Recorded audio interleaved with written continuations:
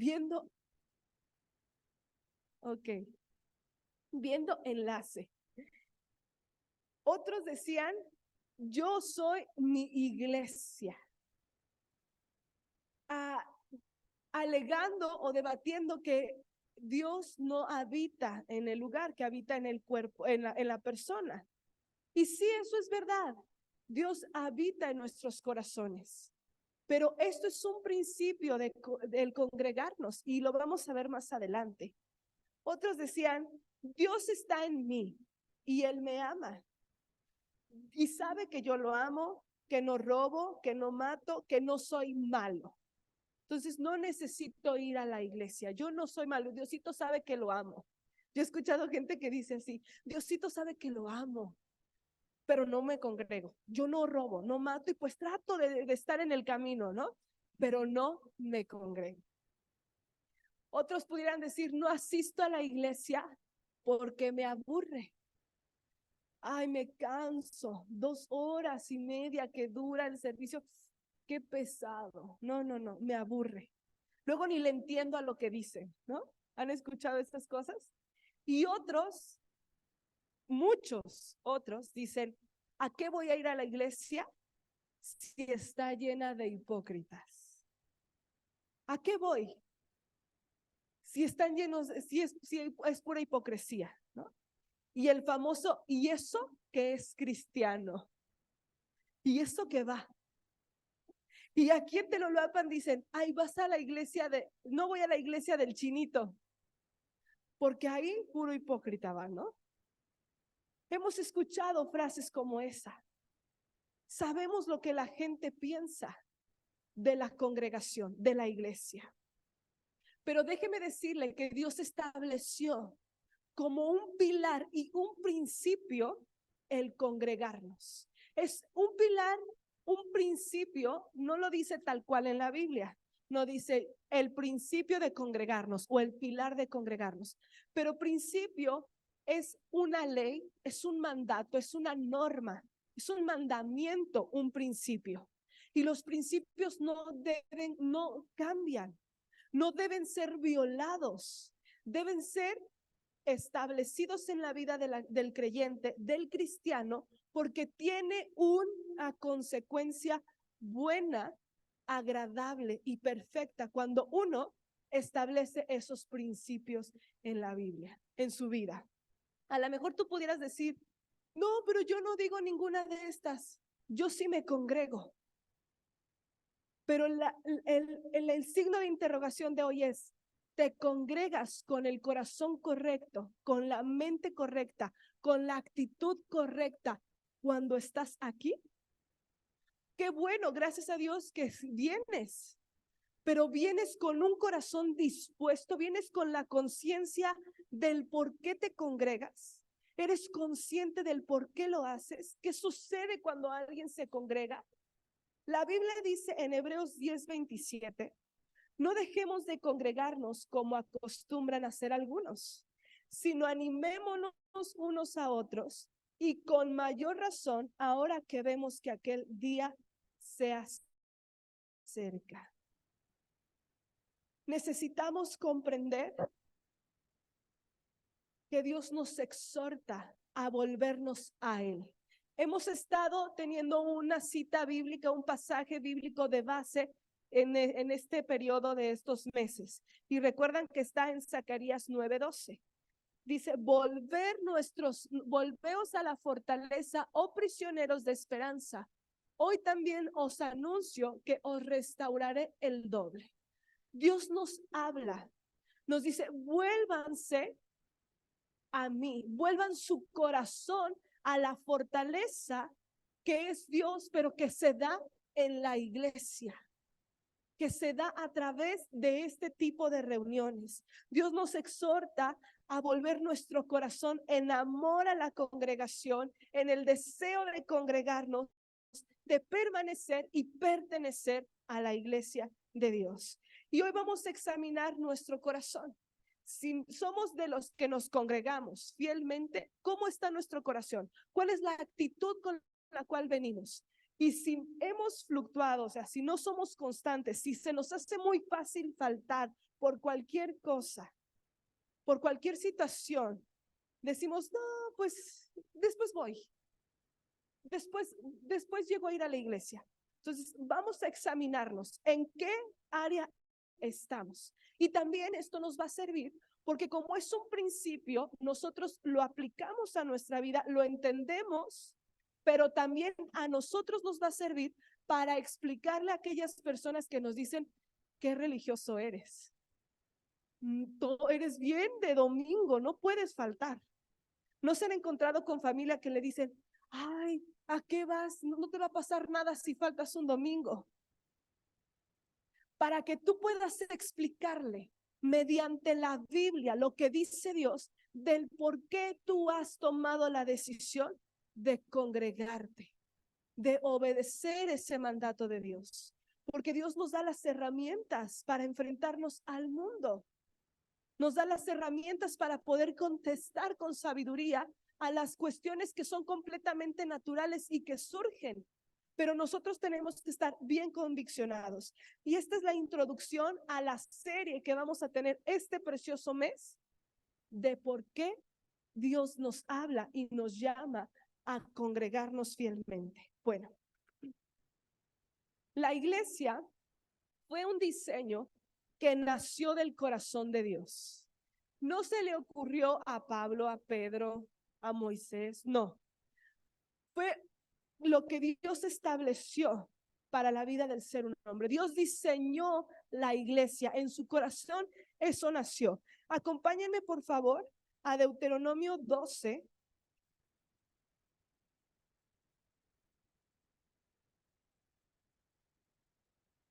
A Deuteronomio 12.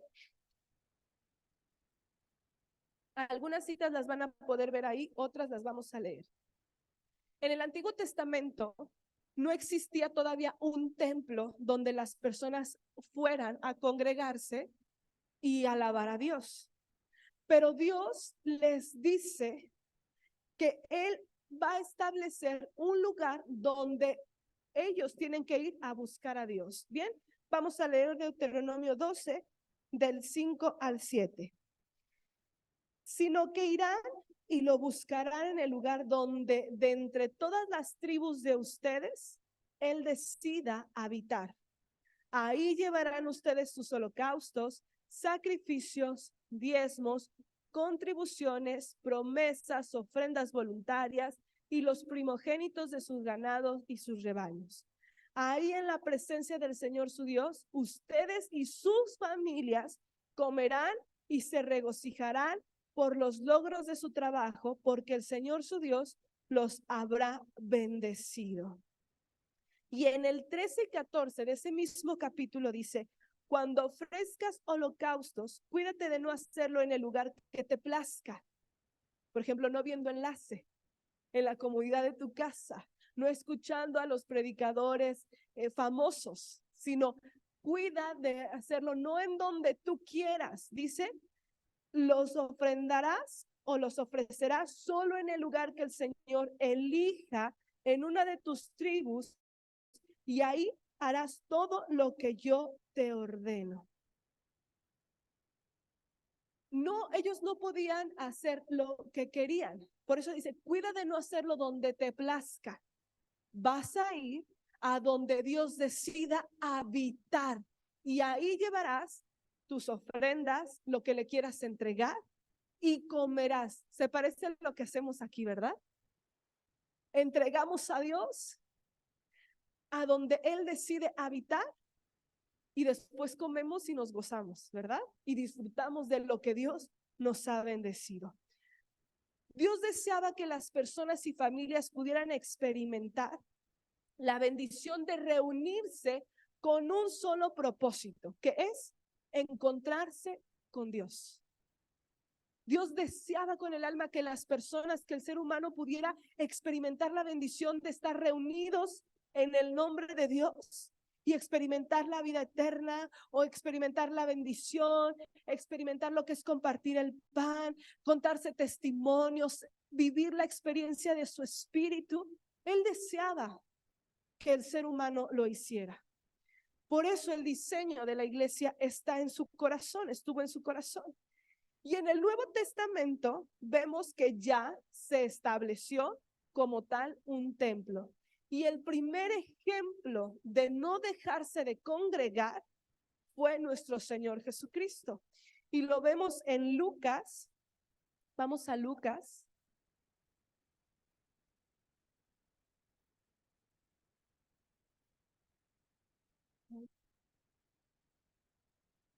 Lucas 4,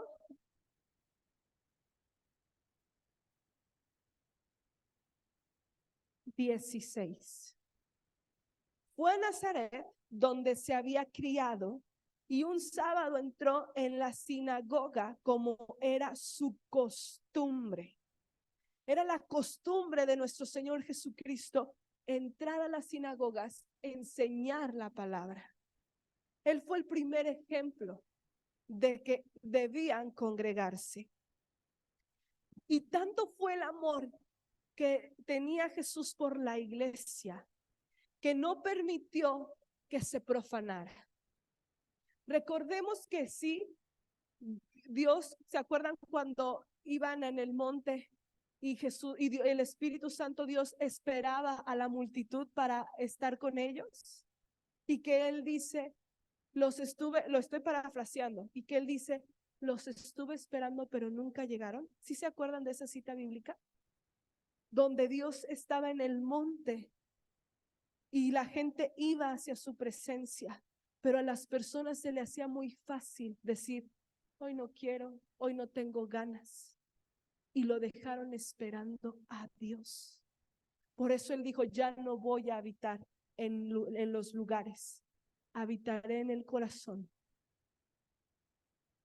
Sí sabemos que Dios habita en el corazón, pero este lugar, como en el templo, cuando Jesús sacó a los mercaderes, estaba consagrado para recibir la presencia de Dios. Cuando tú y yo nos vamos de este lugar, el Espíritu Santo se va con nosotros, no se queda aquí a esperar a que alguien venga a buscarle.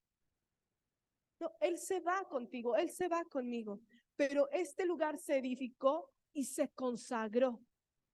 Se creó para que cuando nosotros nos reuniéramos, como dice su palabra, Él enviara su presencia a nosotros. En Juan 2, 13, 17, vamos a Juan 3, 12, 17, 2, 17.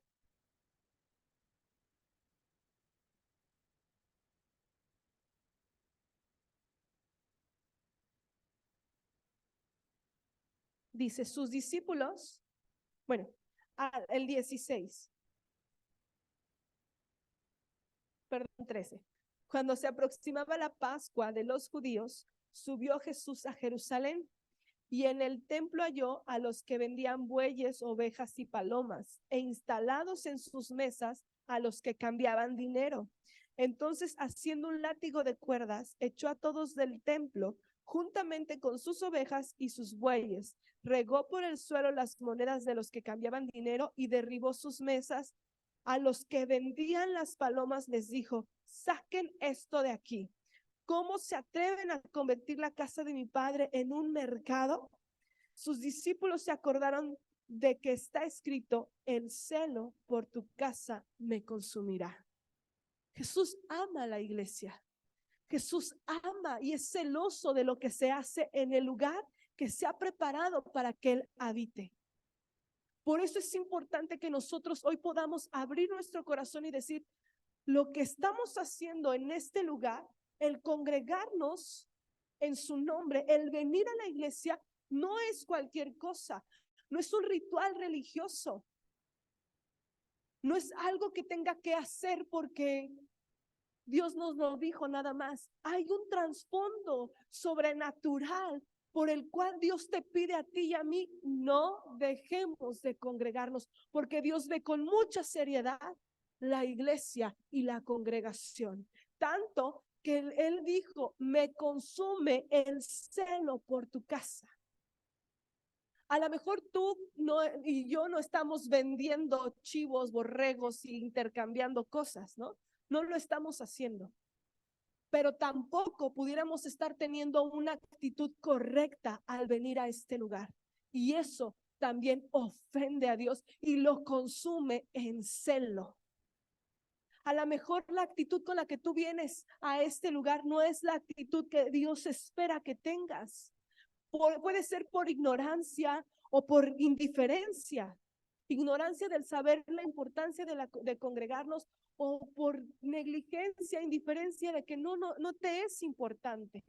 No le tomas la importancia. Por eso hoy vamos a refrescar en nuestro espíritu, vamos a recordar por qué es tan importante para Dios que el ser humano obedezca este principio y tenga este pilar fundamental en su vida de congregarse. Dios ama tanto a la iglesia que murió por ella y regresará por ella.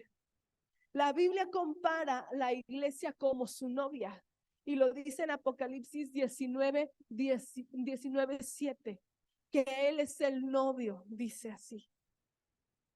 Dios nos fusiona y nos junta a Él por medio de la iglesia. Cuando tú y yo venimos a este lugar, hay una fusión con Dios. Se une nuestro corazón al de Él. Algo sucede. Yo me imagino que cuando uno viene a este lugar, porque dice que donde 2 o 3 están congregados en su nombre, ahí está Él, ¿verdad? Lo dice la Escritura.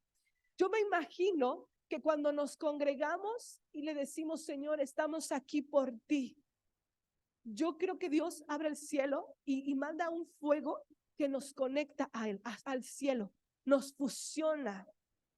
Dice Efesios 1:22 que Él es la cabeza. Dios lo puso a Jesús como la cabeza de todas las iglesias. Y en Efesios 5:23 hay una comparación donde dice que Cristo es como el esposo, es la cabeza de la iglesia. Él es la cabeza de este lugar. Estamos aquí por Él y para Él. Dios habita en la congregación. No se nos debe olvidar que con esa promesa de esperanza, dice cautivos de esperanza, nosotros venimos a este lugar. Porque Él promete estar en medio de los que se congregan en su nombre. Pero a veces se nos olvida que Él está presente. A veces se nos olvida que cuando 2 o 3 nos congregamos en su nombre, Él sí desciende. No lo podemos ver, pero sí lo podemos sentir.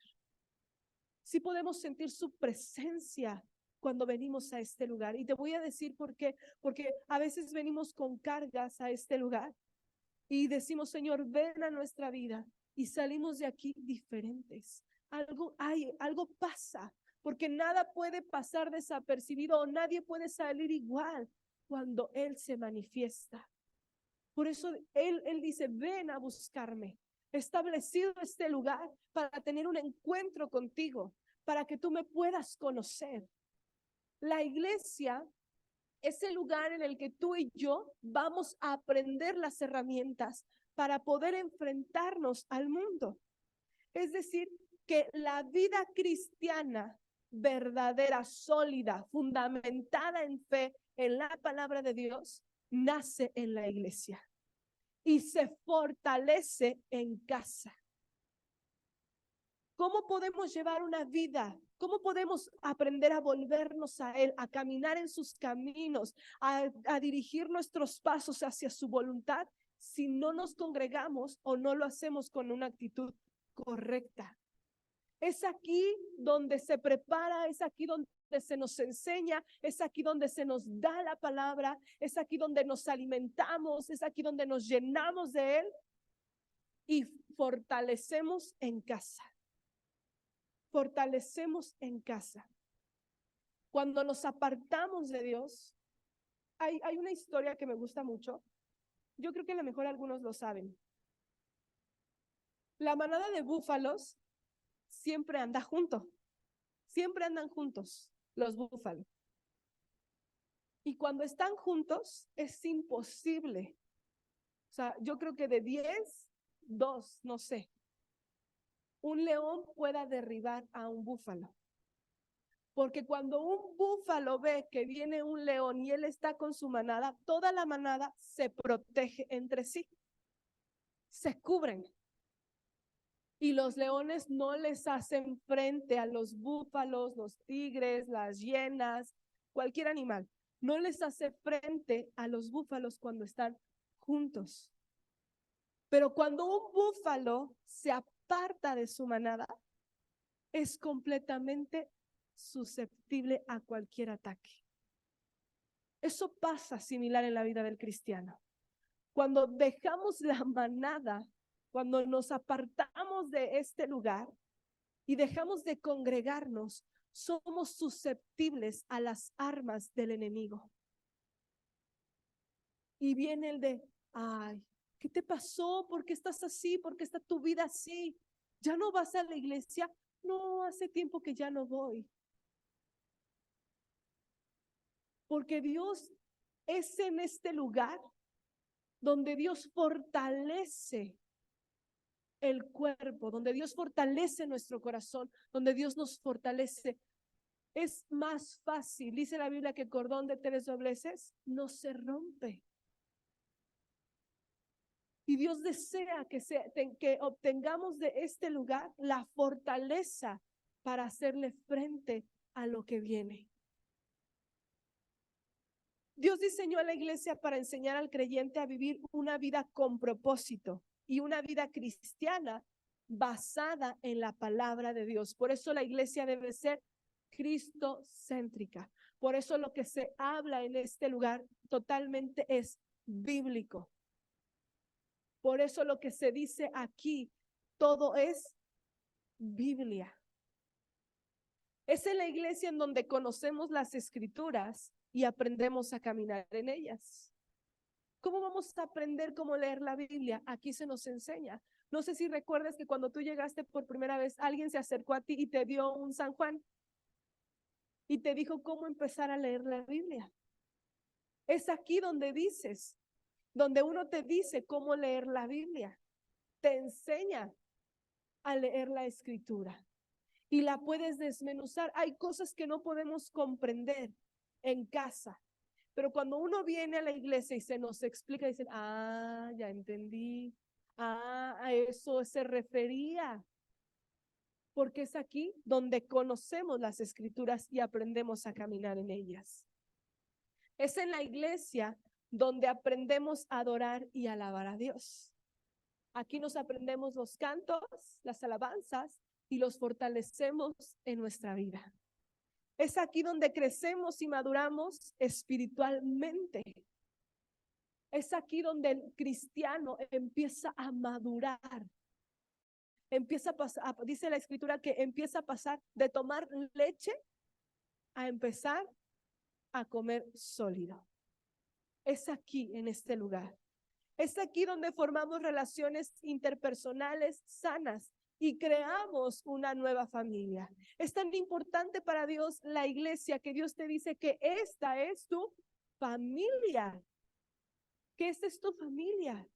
Y empiezas a crear relaciones y se cumple el versículo donde dice que en la adversidad nació el hermano. Es aquí donde las relaciones que formamos nos fortalecen y nos animan, nos ayudan. Dice, no debemos dejar de congregarnos como muchos tienen por costumbre. Al contrario, anímense unos a otros. No es lo mismo que un cristiano, un hijo de Dios, te dé un consejo bíblico que a que se lo pidas a tu compadre, a tu comadre o a alguien ajeno aquí. Porque lo que te va a aconsejar va a venir de su sabiduría, de su creencia, de su criterio, pero no va a proceder de la sabiduría de Dios. Es aquí donde también nos permite estar bajo cobertura. Es aquí en la iglesia. Hay una cobertura especial para el creyente que se congrega fielmente. Y hoy vamos a ver rápidamente una de las cosas que aprendemos aquí y es alabar y adorar a Dios. Muchos pudieran pensar que la alabanza y la adoración aquí en la iglesia, aquí vamos a hablar de la alabanza y la adoración en la congregación. ¿Qué es y por qué lo hacemos? Muchas personas pudieran pensar o creer que la alabanza y la adoración es un momento de entretenimiento para hacer tiempo a que llegue la palabra de Dios. Y hay gente que dice, híjole, ya casi termina la alabanza, ya llegamos. Llegamos a la palabra, que es lo importante. Y no creen o no saben que la alabanza y la adoración en la congregación tiene un propósito igual de poderoso que la palabra. Muchos pudieran no llegar a la alabanza y embellecerse y hacer todo un ritual para salir de su casa y perderse el tiempo de la alabanza porque ignoran el por qué se hace. Y por eso hoy lo vamos a aprender. Así que, querida iglesia, la alabanza y la adoración no es un momento para que te entretengas, para hacer tiempo a lo que llega la palabra. No es cubrir un espacio.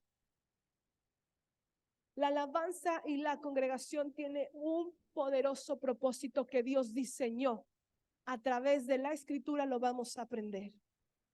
Y el primero es que Dios habita y desciende sobre la iglesia cuando la iglesia le adora. Vamos a Salmos 22:3.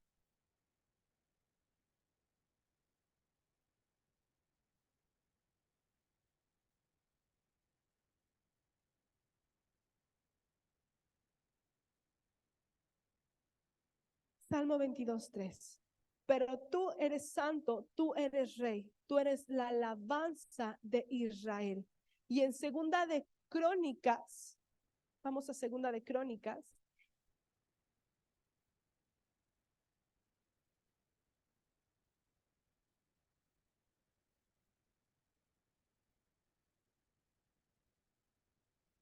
segunda de Crónicas 7,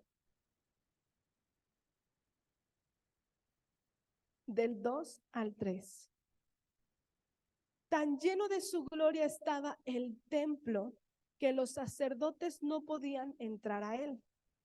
Al ver los israelitas que el fuego descendía y que la gloria del Señor se postraba sobre el templo, cayeron de rodillas y postrándose rostro en tierra, alabaron al Señor diciendo, Él es bueno y su gran amor perdura para siempre. Dice que era tan fuerte la presencia de Dios que no podían entrar, que solo cayeron de rodillas y siguieron alabando a Dios. Es una verdad que Dios habita entre las alabanzas del pueblo, de la iglesia. Es una verdad, es una realidad que Él desciende en este lugar. Por eso es que se le adora en la congregación.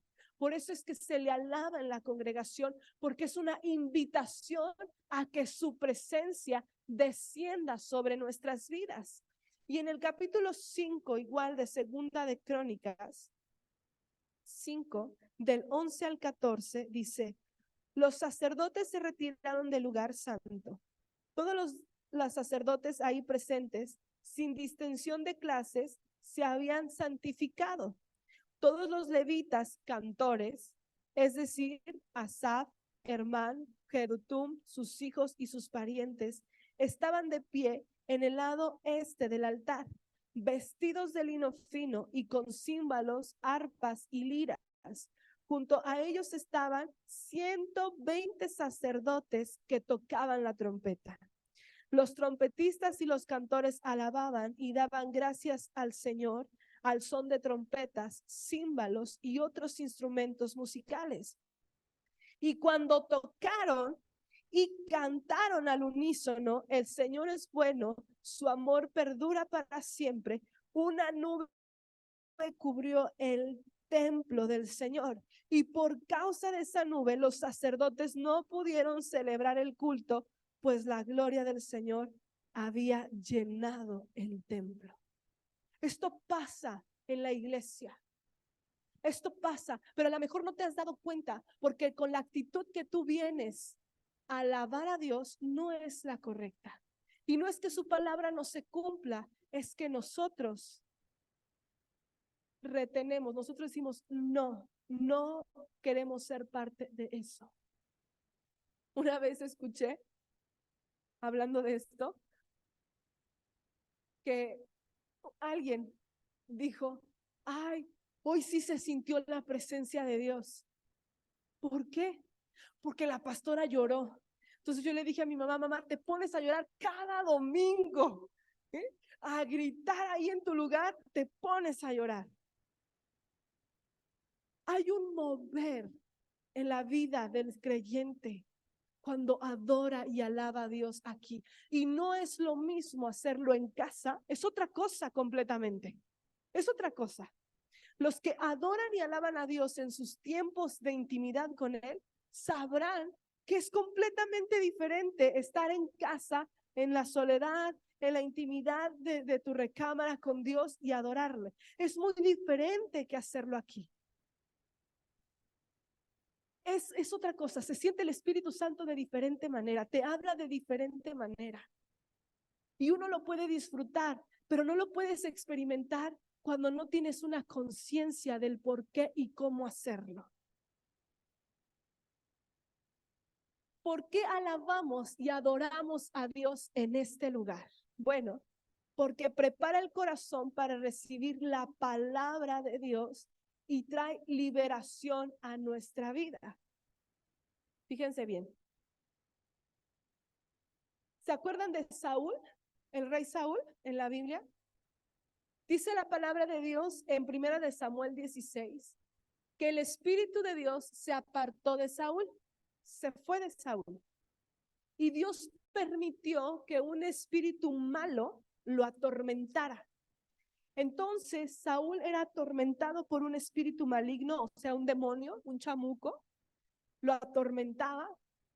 Y sus soldados le dijeron, ¿por qué no buscas a alguien que alabe a Dios para que pues pueda calmarse, rey, para que se controle, ¿no? Yo me imagino que les metía unos sustos a sus soldados, no lo sé, pero estaban preocupados. Entonces, le dicen a sus soldados, di que vayamos por alguien. Y dijeron, sí, vayan y busquen. Y se acordaron del rey David. Bueno, David, no era rey todavía, David. Y David era un jovencito que desde muy chico él se dedicaba a adorar a Dios con el arpa. Él era pastorcillo de ovejas y todo lo que sabemos de David. Pero él adoraba a Dios con el arpa. Él era un adorador. Entonces se acuerdan de David y mandan a traerlo.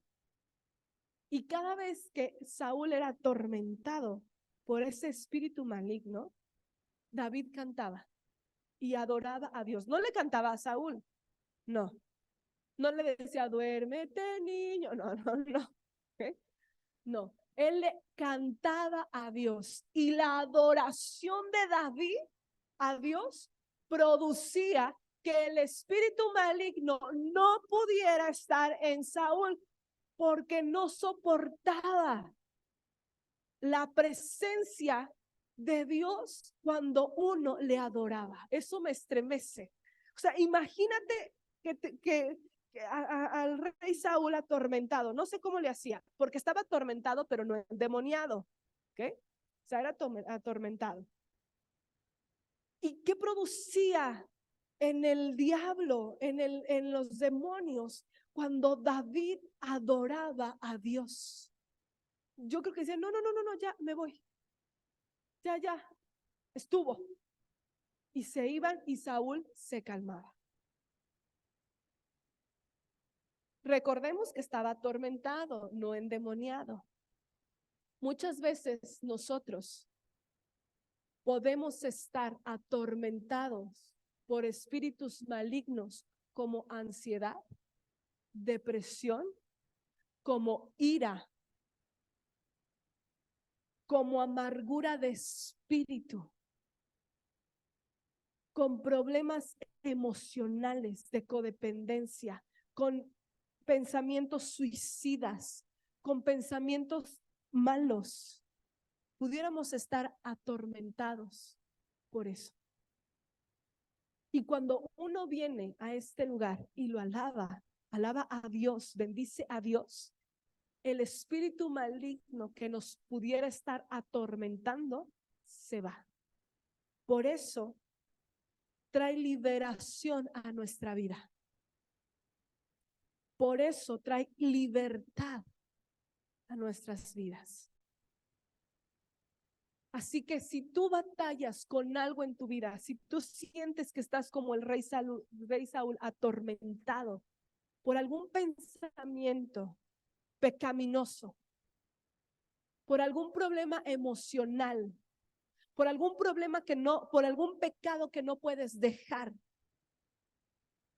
la alabanza y la adoración se estableció en la iglesia para traer libertad, para que tú puedas experimentar la libertad de adorarle.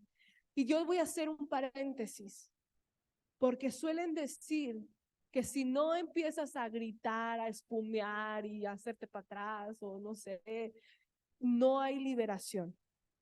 No, Dios no es un show. A veces ni liberados están, a veces solamente se manifiesta el diablo para robar la atención de Dios.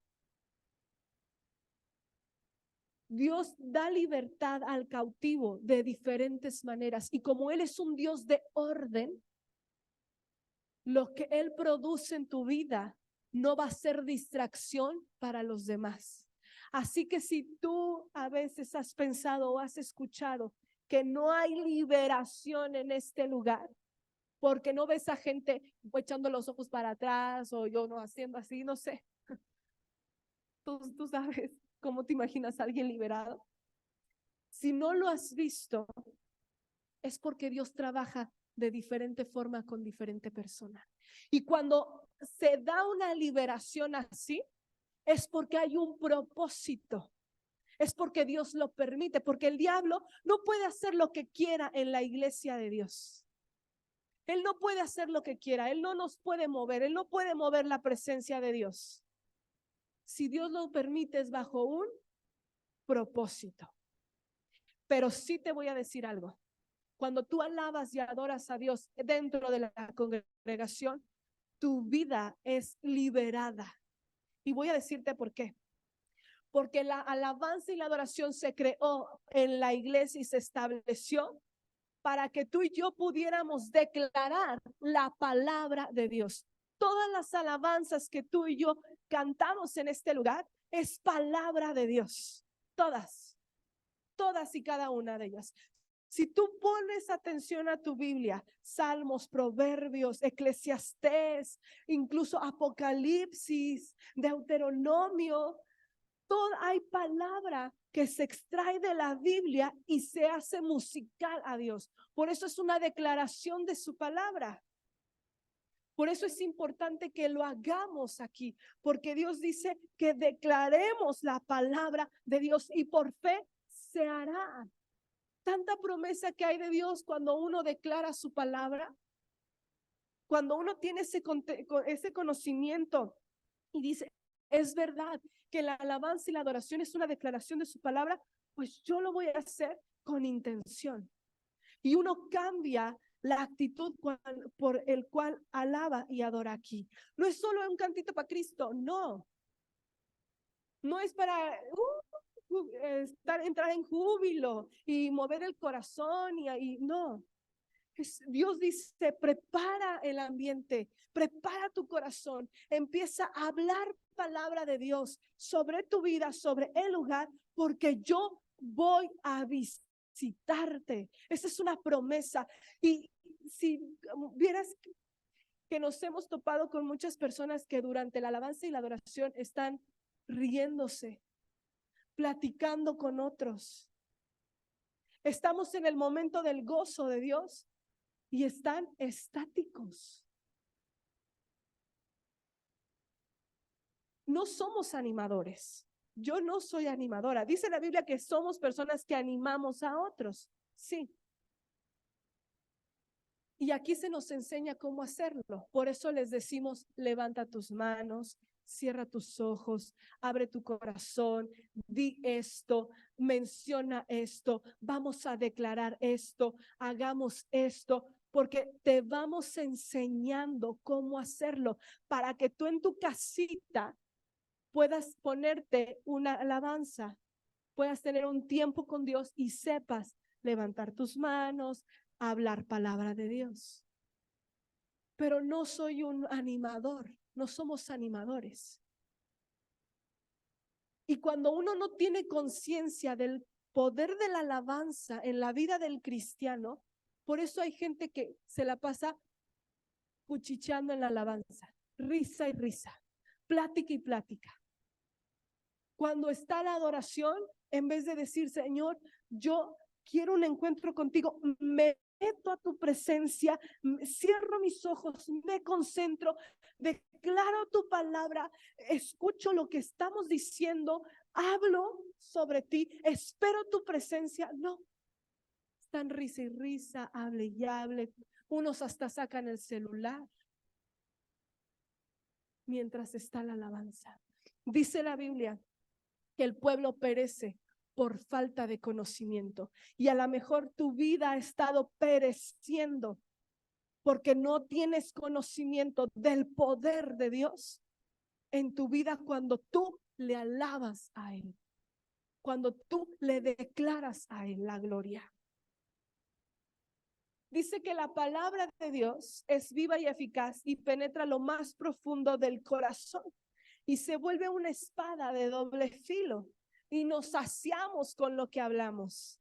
Al ser una declaración de su palabra, se torna en una arma espiritual.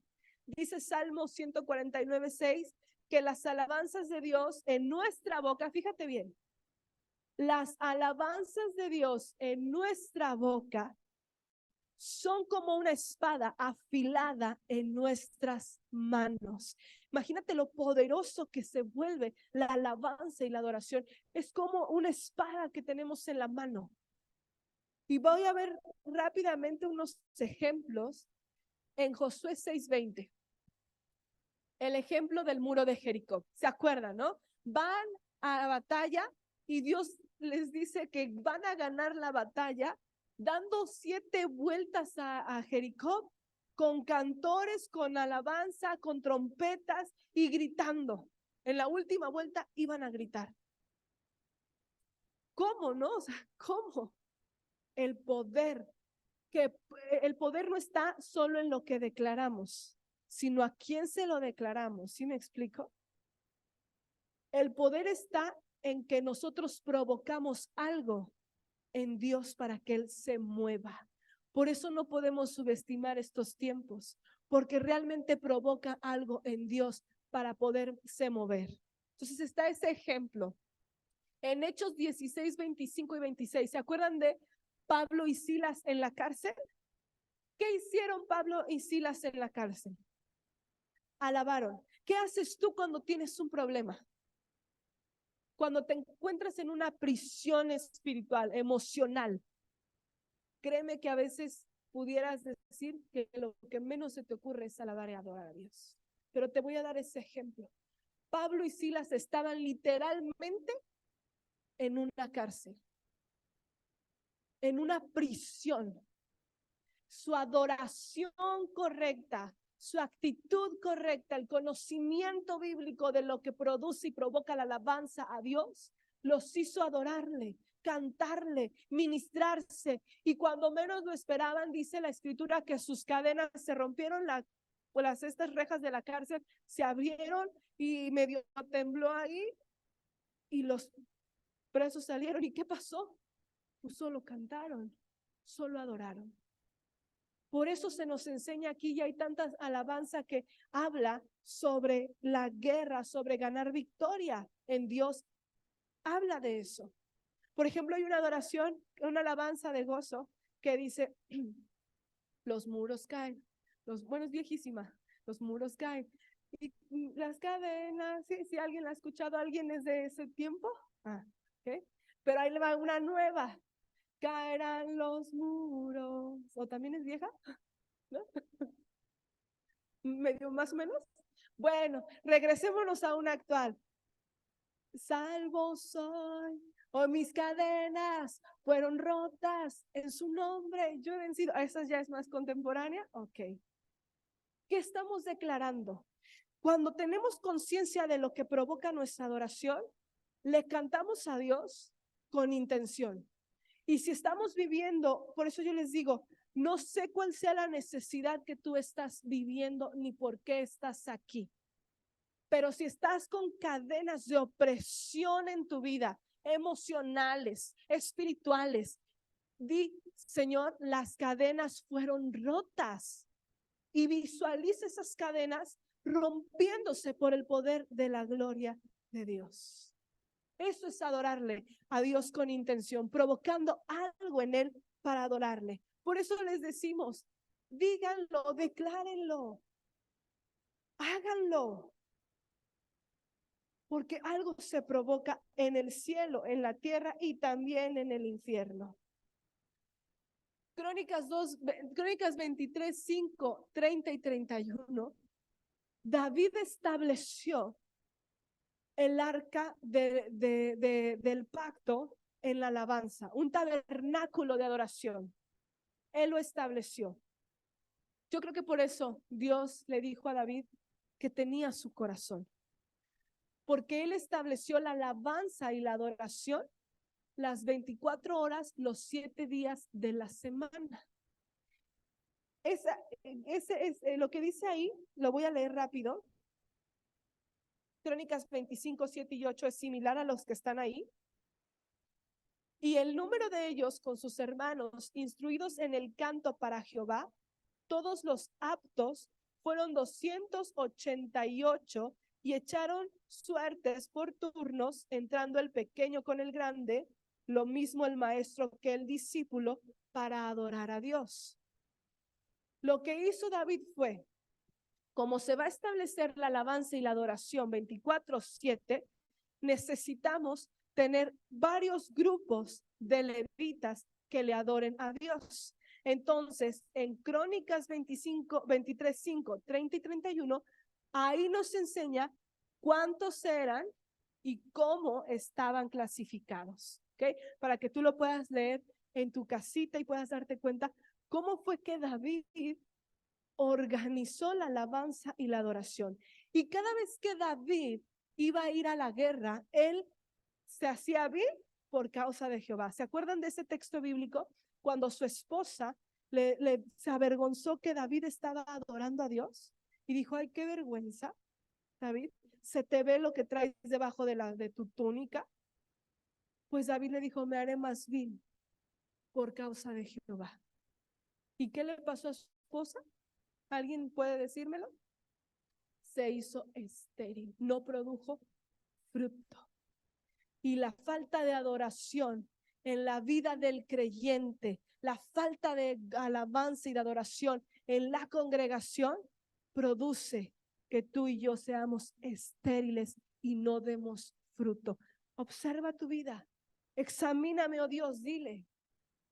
Y pon a prueba mi corazón y mis pensamientos. Si yo soy estéril, si a estos tiempos que yo debería de dar fruto, sigo sin fruto, ¿qué es lo que está pasando? Volver el corazón a nuestra fortaleza, que es Dios.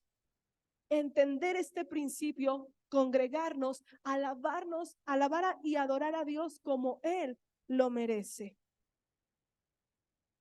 El poder de la alabanza precede la victoria. Fíjate bien, el rey Josafat dirigió a su pueblo en la batalla contra sus enemigos.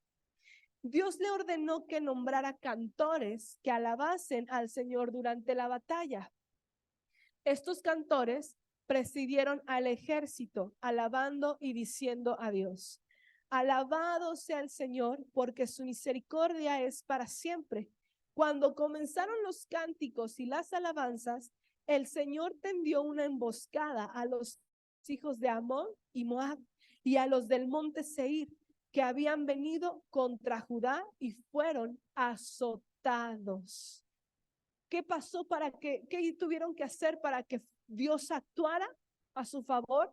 Empezaron a adorar y alabar a Dios. Si deseamos que Dios nos dé la victoria en las batallas que nosotros tenemos día con día, necesitamos ejercitar la alabanza y la adoración, porque recuerden que es la declaración de su palabra. Pero la alabanza y la adoración produce algo extraordinario, algo diferente que la oración a Dios. Algo diferente produce en su corazón. Algo pasa. Es un instrumento de guerra espiritual. Algo sucede cuando el pueblo le adora y principalmente es que él habita y se provoca algo en lo sobrenatural. Por último, el poder de la alabanza inspira el mover profético de Dios. Él envía palabra a su iglesia. No sé si te das cuenta, pero cuando uno alaba y adora a Dios, Dios levanta a los profetas y Dios habla a través de ellos. Por ejemplo, yo, cuando recibí el don de lenguas, fue fuimos a un congreso en Puebla y estaba la alabanza y la adoración. Y yo empecé a adorar a Dios y empecé a cantarle, como lo acostumbro, adorar y bendecir su nombre.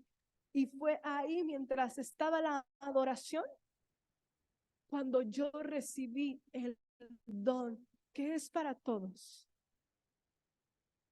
Dios envía palabra al pueblo que le adora. Cuando yo experimenté la libertad y fui libre del terror que le tenía a la noche, fue con adoración, con alabanza. No fue con una congregacional, fue con una de niños. Y empecé a experimentar esa libertad de poder dormir. Y les voy a contar algo. Raquelita, pues le estoy enseñando la música con la que yo crecí en la vida cristiana, que a mí me ayudó. Y hay una canción que dice así: el primer golpe que le vamos a dar es el nombre de Jesús. El segundo golpe que le vamos a dar es la palabra de Dios. Yo le digo, esto que te estoy diciendo, Raquel, lo vas a aplicar cuando tengas temor, cuando no sepas qué hacer, cuando algo pase en ti. Entonces estábamos ya por dormir y no sé qué se le olvidó en el cuarto donde se quedan sus vuelos, mis papás, y estaba todo apagado. Entonces yo ya llevaba varios días enseñándole esa canción. Y bueno, estábamos ahí y me dice, ma, es que quiero algo del cuarto. Le dije, pues ve. Y veo que camina hacia el cuarto y escucho que empieza: el primer golpe que le vamos a dar es el nombre de Jesús, el tercer golpe que le vamos a dar es el nombre de... Y no sé cuántos golpes se aventó. Y al último voltea y dice, no, ma, no funciona. Y se regresa. Yo sé que en el momento no le funcionó, como a mí, pero lo va a empezar a ejercitar. Y va a empezar a creer que cuando ella adora y alaba a Dios, algo sucede en su corazón. Es importante que nosotros aprendamos a adorar y alabar a Dios para que les enseñemos a los niños a hacerlo. Cuando yo estaba más chica, hace unos ayeres, me enseñaron en la escuelita bíblica a adorar y alabar a Dios. Y es en la congregación donde se empiezan a descubrir los dones y los talentos. Tus hijos y mi hija son enseñados a adorar y alabar a Dios. Y eso va a activar en ellos algo que a lo mejor no lo podemos dimensionar ahorita, pero provoca algo en sus corazones. Y lo digo por experiencia, pero todo tiene que ser unánime, todo tiene que ser igual, debe haber una sinergia. para que algo se pueda producir. ¿Cuál es la actitud correcta que tenemos que tener? Dice Salmo 133, antes de pasar a la actitud correcta, ya con eso vamos a concluir. Salmo 133, del 1 al 3. Y se resume lo que hacemos en este lugar. Dice, cuán bueno y cuán agradable es que los hermanos convivan en armonía. Es como el buen aceite que desde la cabeza va descendiendo por la barba de Aarón, hasta el borde de sus vestiduras. Es como el rocío de Hermón que va descendiendo sobre los montes de Sión. Donde se da esta armonía, el Señor concede bendición y vida eterna. Eclesiastés 5:1, yo quiero que vayamos, te la voy a leer en otra versión. Dice lo mismo pero con otras palabras y esta versión es la que más me encantó. Eclesiastés 5:1.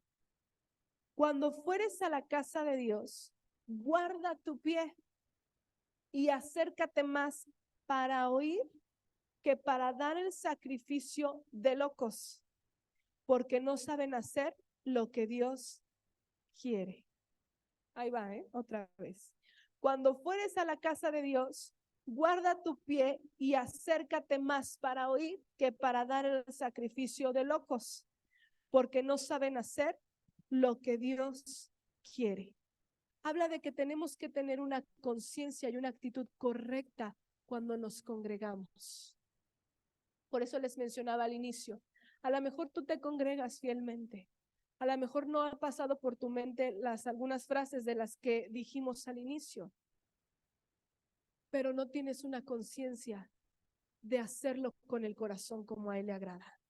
¿Cómo es que tenemos que hacerlo?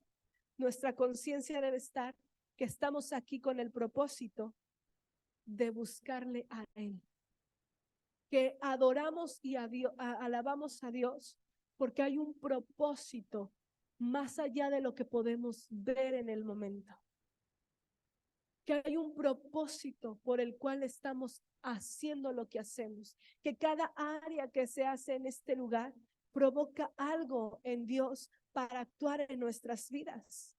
¿Cuál es la actitud que tenemos que hacer?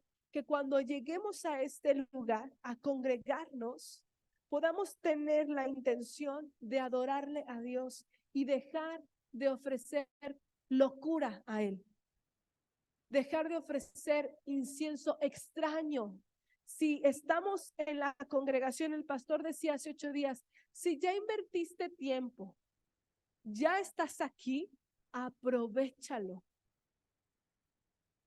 Y decirle a las personas, y decirte a ti, yo me congrego porque en la casa de mi Padre me conviene estar. Porque es mejor estar en su casa un día que 1000 años lejos de Él.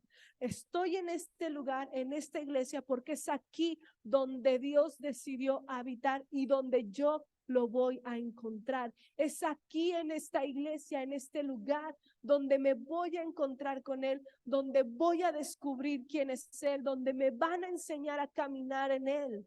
Es aquí donde me voy a fortalecer como creyente. Es aquí donde tengo un encuentro con Dios. Y cuando llegue el tiempo de la alabanza y la adoración, lo hagas con un corazón correcto. Te olvides de lo que hay a tu alrededor. Que te olvides de la persona que tienes a tu lado y digas, Señor, yo estoy aquí, voy a declarar tu palabra, voy a adorarte y voy a esperar que tú actúes a mi favor y me bendigas. Esa es la actitud correcta. Esa no es una ofrenda de locos. Una ofrenda de locos no sabe lo que Dios quiere, pero nosotros ya sabemos lo que Dios espera de nosotros cuando nos congregamos. Y por último, quiero leerte este párrafo que escribí. Los principios de Dios los encontramos en la Biblia. Aunque no aparezca como tal la palabra principio, un principio es una ley, ordenanza, estatuto, precepto, mandato, mandamiento, decreto, instrucción, palabra y camino. Y todos los principios de Dios son permanentes, no cambian ni se mutan. Los principios no se pueden cambiar ni se deben romper o violar, porque cuando los principios son violados, producen destrucción. Por ejemplo, algo lógico, no puedes mojar una plancha caliente, ¿cierto? No puedes destapar la olla express cuando todavía no ha terminado de hacerle shh, ¿no? Pues hay una destrucción, es algo, es un principio, es una ley, no lo puedes hacer. Lo mismo pasa con los principios que hemos estado viendo, como el de diezmar y como el de no dejarnos de congregarnos. Así que el propósito de Dios es que estemos en su ambiente, pero bajo sus leyes, bajo sus reglas, bajo sus mandatos. Él determinó esas leyes, esos principios para que podamos vivir en su presencia. Por eso es que lo estamos aprendiendo, para que podamos vivir en su presencia.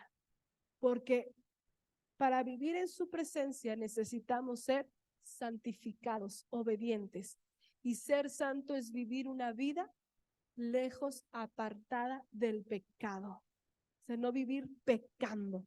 ¿Ok? Entonces, vamos a ponernos sobre nuestros pies.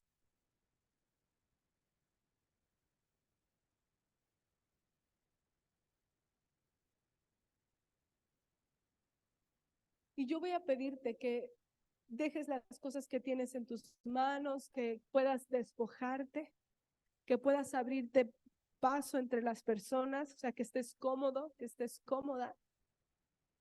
Y vamos a decirle, Señor Jesús, he aprendido que estoy, Padre, en tus principios.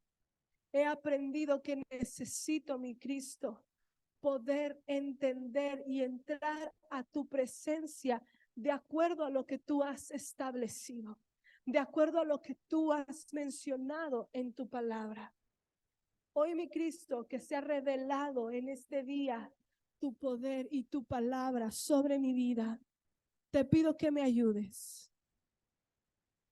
Te pido, Padre, que en esta mañana puedas perdonar la ignorancia con la cual nos hemos conducido hasta este día de hoy. Porque a veces hemos tenido en poco, Señor, este lugar. Porque a veces hemos tenido en poco venir a tu casa. Y no hemos, Señor, valorado que tú has venido a este lugar y entregaste tu vida por la iglesia. Y que te consume el celo por tu casa. Hoy te pedimos, Señor, que nos hagas volver nuestro corazón a ti. Vamos, dile, hazme volver mi corazón a ti, Jesús. Hoy deseamos, Señor, tener una actitud correcta, una actitud que te agrada, que provoque algo en tu corazón. De tal forma, Señor, que cuando estemos reunidos en tu nombre, tú puedas descender. Que nuestra actitud, mi Dios, con la que venimos a este lugar, pueda provocar la manifestación de tu Espíritu en nuestras vidas y se pueda cumplir el propósito por el cual estamos aquí. Ahí como estás en tu lugar, dile, Señor, te pido que nos perdones si hemos ofrecido incienso, Señor, extraño delante de ti.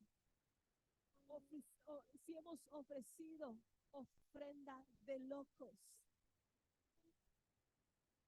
si no te ha agradado, Padre,